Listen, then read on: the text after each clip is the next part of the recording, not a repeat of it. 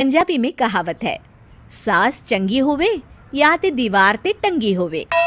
संगीता की शादी भी एक ऐसे ही घर में होती है जहां उसकी सास दीवार पर टंगी होती है। ससुर और पति शादी के पहले दिन उसे सास के फोटो के सामने ले जाते हैं, जहां ससुर जी कहते हैं, बेटा बेटा संगीता, ये तुम्हारी सास थी, बहुत नेक और भली, लेकिन थोड़ी गुस्सैल थी। गुस्सा आने पर सब तहस नहस कर देती थी, पर अब ये इस दुनिया में नहीं है। हाँ संगीता, माँ होती तो तुम इनकी कोई बात टाल नहीं सकती थी, वरना तो माँ घर में भूचाल ले आती। संगीता मन में खुश होती है कि अच्छा है कि ऐसी औरत अब इस घर में नहीं है, लेकिन दिखावे के लिए वो जैसे ही सास की फोटो के सामने हाथ जोड़कर खड़ी होती है, ये क्या? सास उसे देखकर मुस्कुराने लगी। संगीता आंखों को मलकर एक बार फिर से देखती है, लेकिन फिर सास के चेहरे का भाव, भंगिमा यानी एक्सप्रेशन बिल्कुल बदले होते हैं। वो अपने पति और ससुर को कहती है, माँ की तस्वीर तो स्माइल कर रही है। ना ना बेटी, ये कैसे संभव है? जरूर तुम्हें कोई गलती हुई होगी, ऐसा कैसे हो सकता है?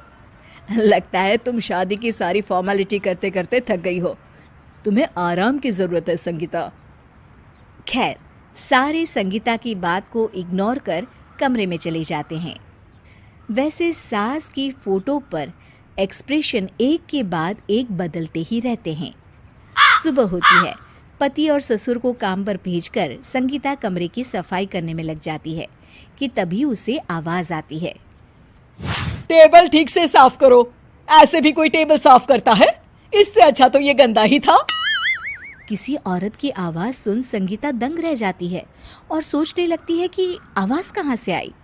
आवाज को नजरअंदाज कर वो फिर से अपना काम करना शुरू करती है, लेकिन इस बार तो आवाज बिल्कुल उसके कान के पास से आती है। मेरा घर है ये। जब तक मैं थी चमका कर रखती थी, हर एक चीज शीशे की तरह थी। तुम्हें तो ना सफाई आती है ना कुछ पता है। क्यों तुम्हें मेरे घर की जिम्मेदारी दे दी गई है? पता नहीं तुम में मेरे बेटे को क्या दिखाई दिया। मैं होती तो एक से बढ़कर एक लड़कियों की लाइन लगा देती। अब संगीता को समझने में देर नहीं लगी कि ये आवाज किसी और की नहीं बल्कि उसकी सास की है, जो दीवार पर टंगी है। वो उसके पास जाती है और कहती है, नमस्ते सासू माँ, मुझे तो कल ही लग रहा था कि दीवार में कुछ काला है। वो दीवार नहीं, दाल होती है पगली। सही पकड़े हैं सासू माँ। तो क्या हो गया आपको जो आप यहाँ भी चैन से नहीं बैठी हैं? सुना मैंने आपका व्यवहार काफी गुस्से वाला था। चुप रह तू, ज्यादा बकर बकर ना कर।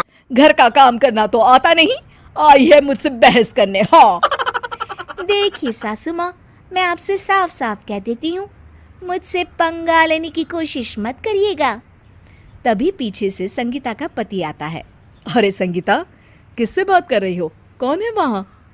संगीता की सास की फोटो फिर से पहले जैसी हो जाती है। आपकी माँ से कह रही थी कि मुझे काम करना आता। अरे संगीता, माना सास के ताने हर बहू को अच्छे लगते हैं, लेकिन यहाँ तो माँ है ही नहीं, तुम तो फोटो से ही। तुम भी लाजवाब हो संगीता। किसी को विश्वास नहीं होता कि संगीता अपनी मरी हुई सास की फोटो से बात करती है।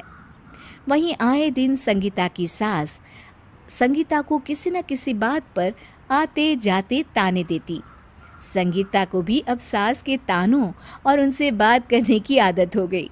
वो कभी खानदान की कहानी तो कभी तीज त्योहार कैसे मनाए या किसी व्यंजन की रेसिपी सास से ही पूछती।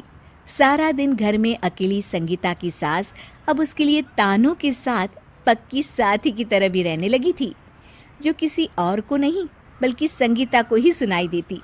तो देखा आपने, सास बहू का रिश्ता हर रिश्ते से ऊपर होता है, फिर चाहे वो खट्टा हो या मीठा।